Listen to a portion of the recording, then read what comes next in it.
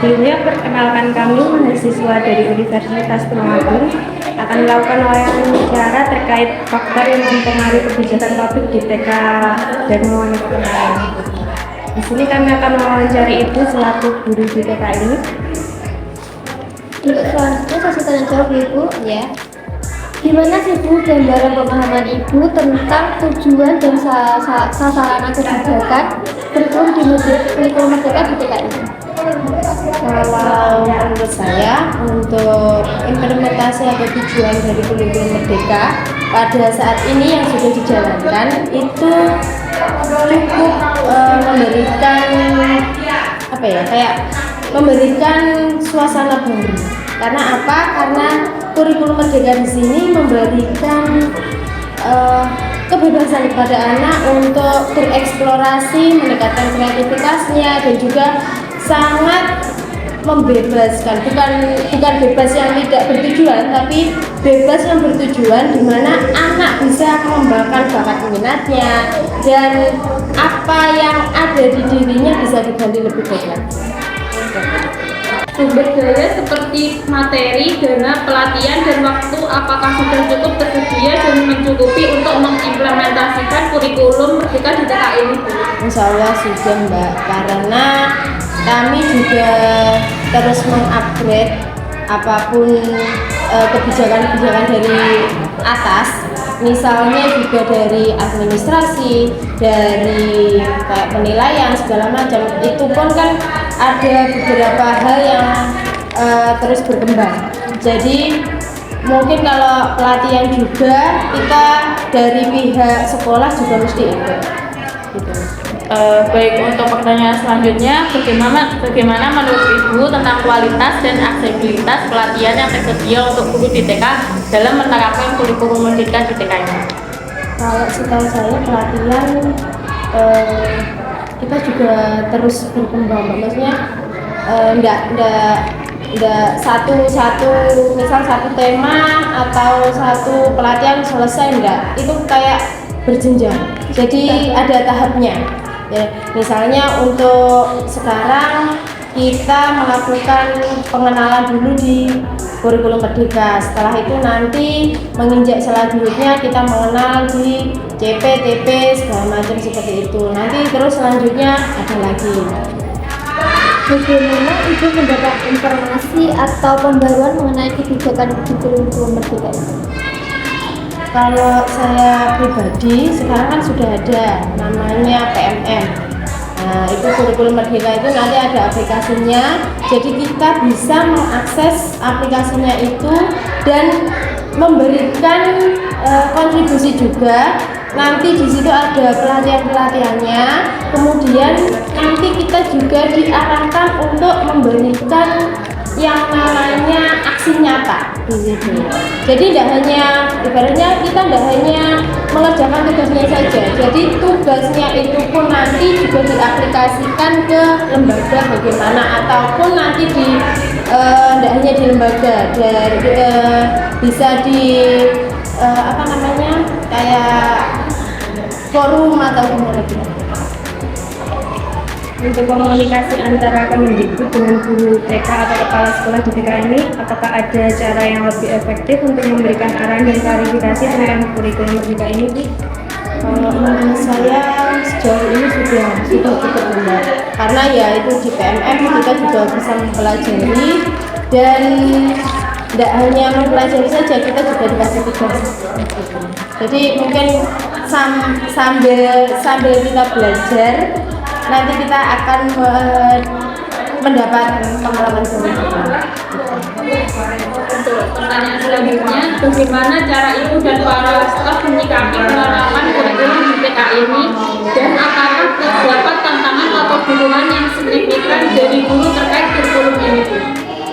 Kalau menurut saya tantangan itu pasti ada, karena gimana ya Mbak, kayak dari kurikulum yang lama ke kurikulum yang baru tentunya kan sangat kita membutuhkan effort untuk adaptasi baru lagi. Jadi tidak hanya langsung membalikan tangan gitu, enggak, karena kita berproses juga. Saya sendiri pun masih terus belajar, karena mau nggak mau saya sendiri juga masih kesulitannya itu misalnya adaptasi ke anak juga. Kan anak biasanya ada kegiatan yang biasanya harus dibimbing terus, dan di kurikulum Merdeka kan kita sebenarnya membebaskan ke anak. Kalau dibebaskan kadang anaknya itu tidak beraturan, kadang seperti itu. Nah mungkin itu yang maksudnya kayak masalahnya ya enggak terlalu urgent banget, tapi kita bisa sambil berproses lah. Misalnya seperti itu. Selanjutnya, bagaimana keterlibatan orang tua dan masyarakat terhadap implementasi kurikulum Merdeka di DKI? Alhamdulillah kalau dari orang tua juga sangat mendukung. Misal ada kegiatan di luar juga aktif, meskipun ya ada yang mungkin keterbatasan waktu, jadi tidak bisa mendampingi anak-anak, jadi dipasrahkan ke gurunya. Cuma mereka alhamdulillahnya juga sangat mendukung. Anaknya juga diikut sertakan, tidak pasif gitu saja. Apakah kondisi sosial ekonomi daerah memberikan dampak pelaksanaan kebijakan ini? Gimana pendapat Ibu? Tentunya pasti sangat berpengaruh, Mbak. Karena apa? Kalau dilihat dari kondisi di TK ini, kebanyakan kalau masyarakatnya kan ada yang sibuk, misalnya ada yang pekerja, ada yang gimana ya, kayak ada yang di rumah, jadi tentunya sangat berpengaruh. Kalau di rumah kan mungkin ada acara-acara gitu kan bisa tanggap aktif. Kalau pekerja tentunya kan sangat, ya itu tadi, sangat membatasi. Dan kalau menurut saya ekonominya juga sangat berpengaruh, karena misal kita ada acara di luar yang membutuhkan biaya banyak, itu pun kan juga sangat berpengaruh gitu loh Mbak. Maksudnya kan kalau biasanya kalau ekonominya rendah, pasti kita juga harus menyesuaikan kegiatan di luar apa yang tidak membutuhkan biaya yang terlalu banyak. Tapi kalau yang ibaratnya lingkungan yang ekonomi kuat, kalau diajak keluar pasti akan memilih kegiatan yang lebih gimana ya, lebih bagus lagi lah tentunya seperti itu. Kegiatan di luar itu seperti apa? Misalnya untuk kegiatannya kalau outing class, kalau dulu menyebutnya outing class, misal di acara apa nggih, kayak renang gitu aja. Renang kan biasanya ada tiket masuknya, itu kan ada kan. Kalau kita di waterboom atau di tempat-tempat yang lebih besar, otomatis kan tiket masuknya juga lebih mahal. Tapi kalau di kolam renang yang biasa mungkin 15.000 itu nanti kan bisa tercover. Tapi kalau yang untuk lebih dari 15.000, misal 75.000, mungkin akan berpikir ulang lagi. Apa saja kendala yang dihadapi dalam penerapan kurikulum ini, dan bagaimana upaya yang sudah dilakukan dalam mengatasi masalah tersebut? Apakah sudah efektif? Kalau kendalanya mestinya ya tentunya dari kita sendiri sebenarnya. Kita sendiri juga harus tetap upgrade ilmunya, karena masih perlu adaptasi lagi gitu loh Mbak. Kalau saya sendiri seperti itu. Terus dari lingkungan mungkin masih gimana ya Mbak? Kalau di kurikulum yang lama mungkin anak dipandu terus, misal nulis itu kan harus dipegangi, atau misal pelajaran pun kalau enggak nulis itu enggak belajar. Nah, jadi kan kita terus harus memberikan wawasan ke orang tua bahwasanya meskipun bermain kita juga ada belajarnya. Itu loh Mbak kendalanya, mungkin yang perlu dipahami oleh wali murid yang mungkin masih mendoktrin bahwa kalau tidak nulis, tidak membaca itu tidak belajar. Untuk selanjutnya, bagaimana proses evaluasi dan monitoring untuk itu yang dilakukan, dan apakah Ibu merasa evaluasi yang dilakukan ini sudah membantu dalam perbaikan kebijakan ini? Kalau monitoringnya tentunya dari kepala sekolah sudah setiap 1 bulan sekali itu mesti ada penilaian. Nah, jadi setelah itu nanti penilaiannya per guru, jadi kayak kepala sekolah masuk ke dalam kelas, kemudian memberikan penilaian sejauh mana pengaplikasian pembelajarannya itu berjalan. Setelah itu nanti dari pihak kepala sekolah memberikan skor, kemudian nanti ada laporannya dan diajukan atau dikumpulkan ke dinas terkait. Biasanya seperti itu. Untuk pertanyaan terakhir, menurut Ibu, apakah kurikulum Merdeka berhasil mencapai tujuan sejauh ini?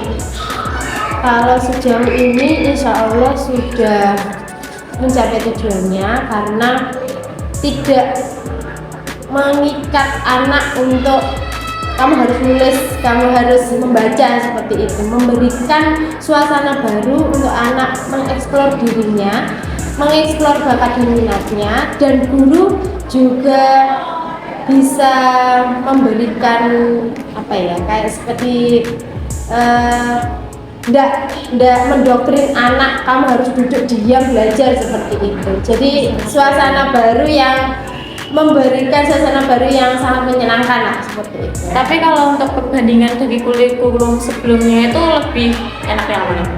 Kalau saya pribadi sebenarnya kalau sekarang karena sudah berproses ke kurikulum yang baru, otomatis ya enak yang baru juga. Cuma mungkin kendalanya di administrasi.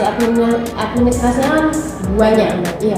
Jadi setiap hari foto penilaian seperti itu. Jadi kita berproses sejauh mana nanti anak per anak ini berproses gitu. Jadi kalau yang dulu kan ada indikatornya apa tinggal centang seperti itu. Kalau yang sekarang agak jelimet kalau menurut saya. Iya. Kalau kurikulum di Merdeka, kurikulum di sini itu dimulai dari kapan? Dari semester yang lalu. Tahun lalu 2023 ya? Iya, 2023. Sudah 1 tahun berjalan. Sudah tahun berjalan ini kita baru ikut yang kurikulum Merdeka. Kalau yang sebelumnya kita masih peralihan, jadi antara kurikulum Merdeka dan kurikulum yang lama itu masih kombinasi. Kalau sekarang kita sudah full di kurikulum Merdeka, tapi kurikulum Merdeka pun kita juga masih lihat sikonnya juga. Terkadang kan ada pembahasan atau topik yang tidak bisa kita realisasikan, otomatis kan kita harus menyesuaikan dulu waktunya itu kapan bisa dilakukan dengan baik seperti itu. Tapi itu berpengaruh pada anak-anak apa enggak? Kayak kaget akan peralihannya gitu. Sebenarnya kalau anak itu nggak begitu kaget, cuma orang tuanya kadang yang kok gini sih. Soalnya saya sendiri pernah diprotes. Maksudnya, Bu masuk selama satu minggu kok nggak diajari nulis, nggak diajari membaca. Padahal kan untuk gimana ya, kayak memberikan adaptasi baru kepada anak kan perlu proses, observasinya kan perlu waktu. Tapi mereka kan intinya doktrinnya sudah kok ndang belajar kok ndak dianu. Padahal untuk duduk manis mengetahui peraturan di kelas kan mereka juga masih adaptasi kan. Sama kayak saya sendiri lah diprotes seperti itu kan ya. Loh gimana sih Bu? Kan saya juga perlu mengobservasi anaknya masing-masing anak. Ada yang bilang, anak ini nakal loh Bu, gini. Pas saya observasi, dia tidak berulah. Otomatis kan saya sendiri harus netral kan di situ. Kok gini? Ibaratnya saya sendiri juga penasaran kok gini, tapi bilangnya kok seperti itu. Mungkin dari orang tua sih sebenarnya yang enggak doktrinnya dari lama kan seperti itu. Padahal untuk sekarang ini kalau kurikulum Merdeka, meskipun anak duduk kan ada Mbak yang kadang belajarnya di bangku, ada yang pengen ngesot pun kan kita sendiri sebagai guru lele kok ngesot, kenapa? Aku nyamannya di sini. Kita juga harus memberikan kebebasan kepada anak. Oh kalau kamu nyamannya di situ, yang penting aman, oke, nggak apa-apa seperti itu. Kalau untuk pembimbingan di sini tuh apa ada jadwalnya? Ada di sini. Kalau pembimbing untuk guru atau gimana? Untuk guru dan anak-anak. Untuk guru. Kalau untuk guru, kalau untuk anak kan setiap hari ya. Setiap hari itu nanti untuk topik biasanya kan topiknya setelah selesai kita adakan kayak suasana kelas yang baru. Misal kayak topik yang mau berakhir, biasanya kita memberikan kegiatan-kegiatan yang lebih seru daripada hari-hari biasanya. Kalau untuk guru biasanya 1 bulan sekali Mbak. Kalau sekarang itu waktu KKG atau waktu gugus. Jadi pertemuan setiap bulan itu kita ada pelatihan. Pelatihannya tapi enggak yang pelatihan kayak kayak rapat yang terlalu formal itu enggak. Kita kayak ya sharing-sharing gitu aja. Berarti untuk kurikulum merdeka lebih ke belajar dan bermain. Kalau asasnya TK memang belajar sambil bermain, cuma implementasinya kita lebih santai, kita lebih guru sebagai fasilitatornya, kita bebaskan anak untuk bereksplorasi seperti itu. Kalau pemahaman saya seperti itu. Baik, sebelumnya terima kasih Bu untuk waktunya. Mohon maaf bila ada salah kata dan terima kasih. Sama-sama ya Mbak ya. Ini aku tadi Aku kecil aku. Mohon maaf. Maaf.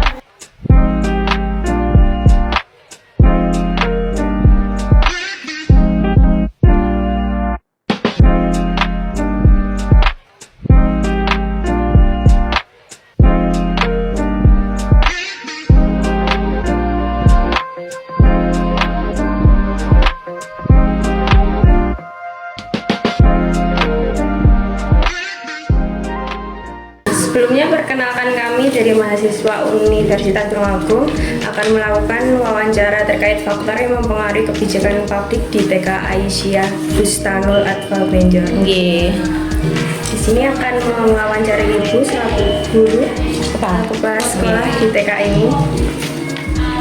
Untuk selanjutnya pesan Ibu untuk mempersingkat waktu, kami akan melakukan sesi tanya jawab. Yang pertama, bagaimana sih Bu gambaran pemahaman Ibu tentang tujuan dan sasaran dari kebijakan kurikulum merdeka di TKI? Untuk kurikulum merdeka itu pemahaman saya aja Mbak ya. Nanti kalau salah koreksi. Kurikulum merdeka itu tujuannya memberikan pembelajaran kepada anak yang lebih bermakna. Tidak hanya sekedar materi. Tentu saja kalau di PAUD itu kurikulumnya belajar sambil bermain. Jadi nanti kita memberikan pemahaman kepada anak bahwa belajar itu menyenangkan.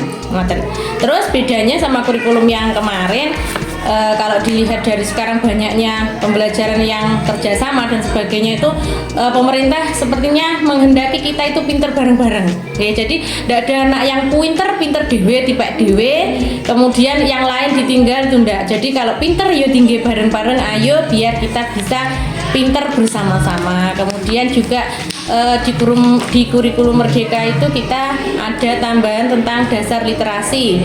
Itu juga mungkin untuk mengejar ketertinggalan kita di bidang literasi kan, karena kita lihat untuk budaya baca itu sepertinya semakin turun jadi dimulai di PAUD TK itu sudah dikenalkan dengan dasar literasi. Diharapkan nanti anak-anak itu semakin cinta baca.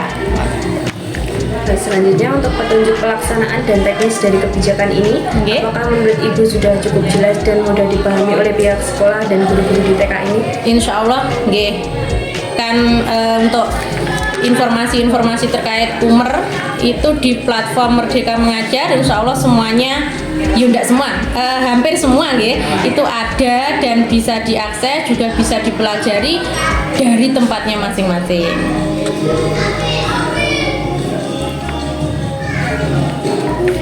Untuk selanjutnya sumber daya seperti materi, dana, pelatihan, dan waktu apakah sudah cukup tersedia dan mencukupi untuk mengimplementasikan kurikulum merdeka di TK ini? Kalau untuk itu mungkin dananya kita andum Mbak istilahnya. Untuk dana andum, waktu juga andum. Tapi kalau misalnya untuk workshop dan seminar-seminar yang penae ngomong harus ngoten insya Allah sudah kita cukupi. Bagaimana menurut Ibu tentang kualitas dan aksesibilitas pelatih yang tersedia untuk guru TK dalam menerapkan kurikulum Merdeka?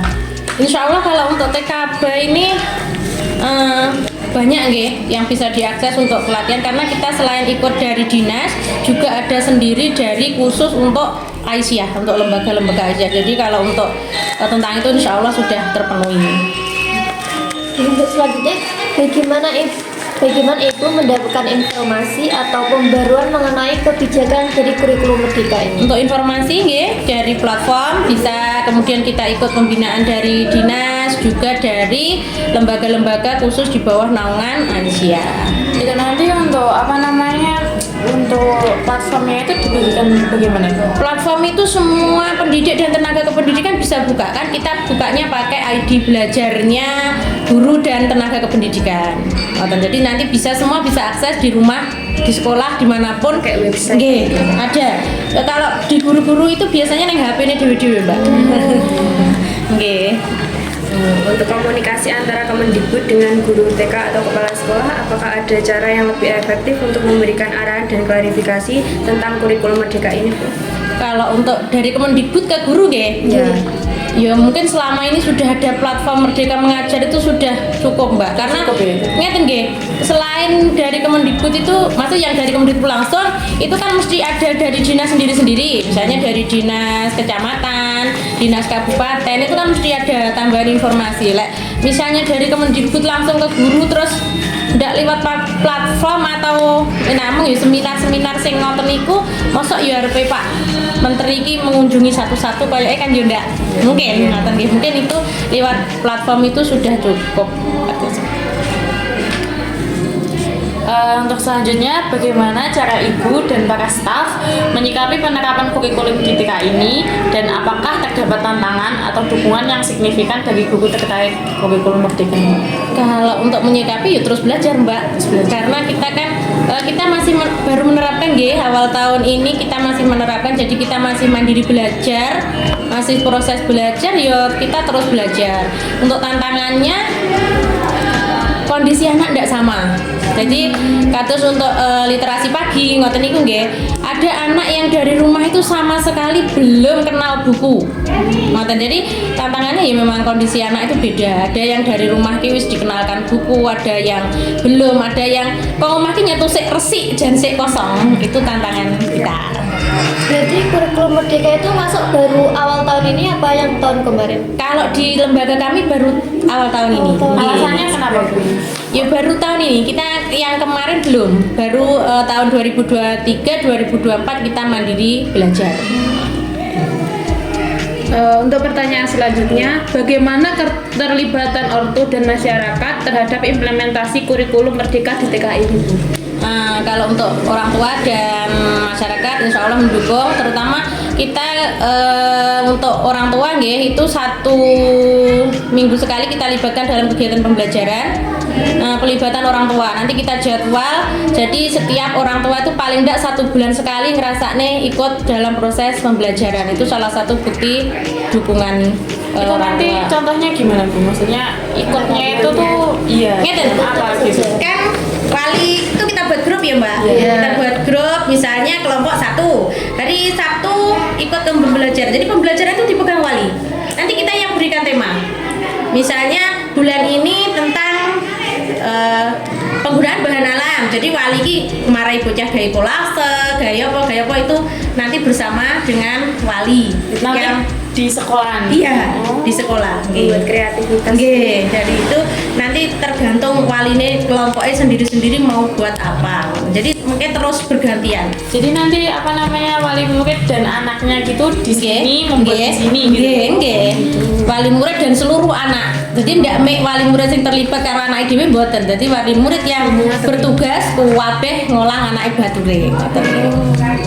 Itu bentuk pelibatan orang tua. Itu nanti harinya setiap hari apa dan Biasa yang selama ini Sabtu itu kita gunakan untuk pelibatan orang tua, ngoten niku. Kadang kan minggu ya begitu. nggih, 1 minggu sekali.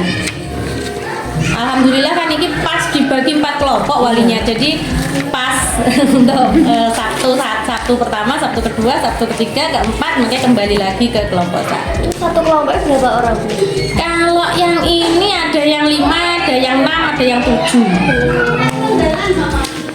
Untuk selanjutnya, apakah kondisi sosial ekonomi daerah memberikan dampak pelaksanaan kebijakan?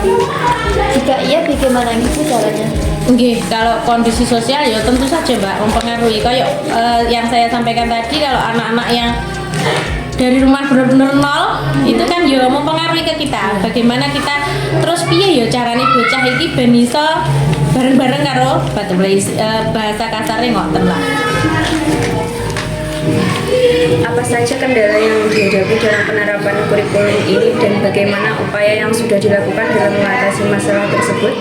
Kendala kami masih sama-sama belajar nih Mbak. Saya belajar, Bu Titik belajar, kami semua masih dalam proses belajar. Jadi karena kita masih proses belajar semuanya, yo kita sering-sering ikut workshop, ikut seminar. Kalau ada pembinaan di Aisyah ataupun dari dinas kita ikut. Terus kemudian untuk kendala yang dari dana ya kita upayakan bagaimana kita tetap bisa, kemudian fasilitas yang semula belum ada yuk kita usahakan lah.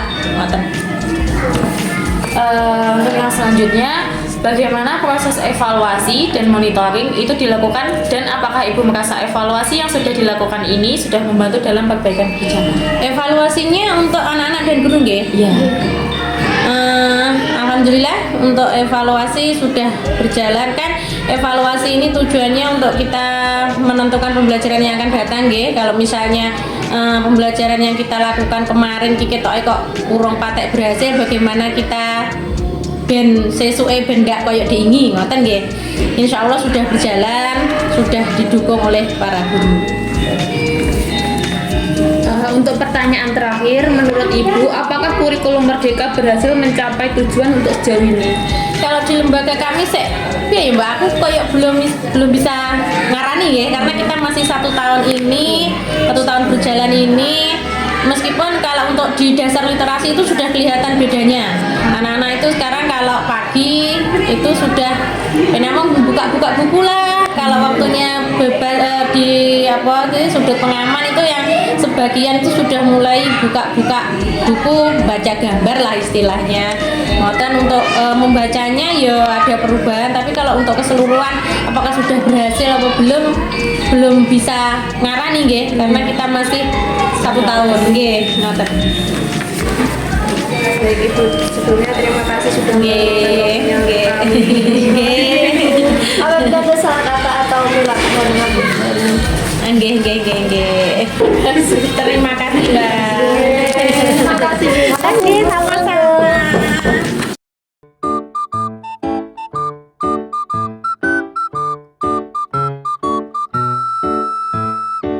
Baik, sebelum kita masuk pada sesi wawancara, kami dari mahasiswa Universitas Tulungagung ingin memperkenalkan diri terlebih dahulu. Perkenalkan, nama saya Sheila Kurniasari. Saya Amanda Salsa Juliska. Dan dengan Ibu Suci. Baik, Bu, kami ingin bertanya mengenai kurikulum Merdeka di TK ini. Apa fasilitas di TK ini menurut Ibu sudah memadai untuk mendukung implementasi kurikulum Merdeka sekarang? Kalau fasilitas untuk belajar mengajar itu sudah lengkap ya. Tapi kalau misalnya mau ditambah sesuai, misalnya kan minat anak-anak itu kan berbeda-beda ya Mbak. Jadi bisa ditambah nanti, mungkin ada yang suka mewarna, ada yang suka menggambar, ada yang suka menari. Kalau menurut saya di TK itu sudah lengkap. Cuman mungkin perlu ditambah lagi. Perlu ditingkatkan lagi. Terus kalau untuk fasilitas sekolah juga. Fasilitas sekolah itu yang kurang itu di kamar mandi kayaknya. Jadi kan jarang ada air. Jadi kalau nanti ada anak yang ke kamar mandi itu biasanya bingung airnya. Itu aja sih. Untuk pertanyaan selanjutnya, bagaimana reaksi Ibu terhadap perubahan yang diterapkan di sekolah? Apakah mereka terlihat bersemangat atau membingungkan? Anak-anak ya? Ya, anak-anak. Kalau anak-anak itu pasti kalau ada perubahan kan apanya bingung ya. Tapi nanti menyesuaikan. Setelah sekian lama menyesuaikan. Biasa saja. Tapi untuk sekarang sudah bisa menyesuaikan. Nggak bisa. Dulu awal-awal aja ya. Agak kaget. Masih bingung. Sebelum wawancara dimulai, kami dari mahasiswa Universitas Tulungagung mau bertanya-tanya dulu. Perkenalkan, Bu, nama saya Nabila Nabila Faradia. Saya Angin Meda. Semuanya sama Ibu Nina. Semuanya petani. Iya. Selanjutnya saya tanya jawab Ibu. Apakah Ibu merasa informasi mengenai kurikulum Merdeka disampaikan dengan baik dan jelas mudah dipahami oleh murid di TK terutama anak Ibu? Kalau menurut saya sih, iya sih.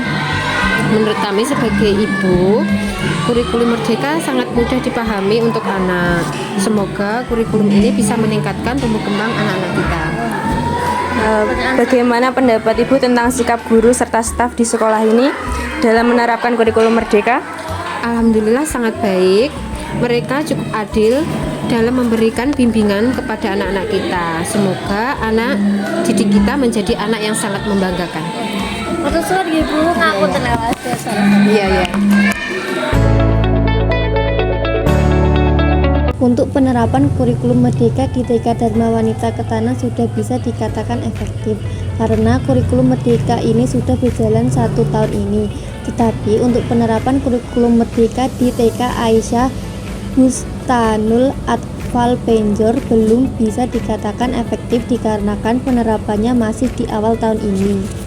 Faktor yang mempengaruhi kebijakan kurikulum Merdeka di TK Dharma Wanita Ketanon dan TK Aisyah Bustanul Atfal Penjor adalah komunikasi, sumber daya, disposisi, dan struktur birokrasi. Dalam hal komunikasi, dibutuhkan dukungan, pelatihan, dan materi yang bisa diakses melalui platform Merdeka Mengajar atau PMM. Untuk sumber daya, yang dibahas yaitu mengenai anggaran yang mendukung kebijakan kurikulum Merdeka. Disposisi mengenai efektivitas dan efisiensi kurikulum Merdeka juga dipaparkan, serta keselarasan dengan Kemendikbud dan kendala yang dihadapi dalam struktur birokrasi. Di TK Dharma Wanita Ketanon sudah menerapkan kurikulum Merdeka sejak tahun 2023, sehingga guru dan anak-anak sudah mulai terbiasa. Guru di TK ini menganggap kurikulum Merdeka sudah efektif dan efisien. Sedangkan di TK Aisyah Bustanul Atfal Penjor, kurikulum Merdeka baru saja diterapkan pada awal tahun 2024, sehingga guru dan anak-anak masih dalam tahap beradaptasi. Oleh karena itu, guru di TK ini belum bisa menilai apakah penerapan kurikulum Merdeka sudah efektif dan efisien. Guru dan anak di TK Dharma Wanita menghadapi tantangan dalam beradaptasi dari kurikulum K13 ke kurikulum Merdeka. Proses ini memerlukan usaha dari guru serta anak-anak agar kurikulum Merdeka dapat berjalan lancar. Di TK Aisyah Bustanul Atfal, tantangan utama adalah karakteristik kondisi berbeda di setiap anak. Guru harus memahami perbedaan antara anak tersebut untuk memberikan pendekatan yang tepat kepada masing-masing anak.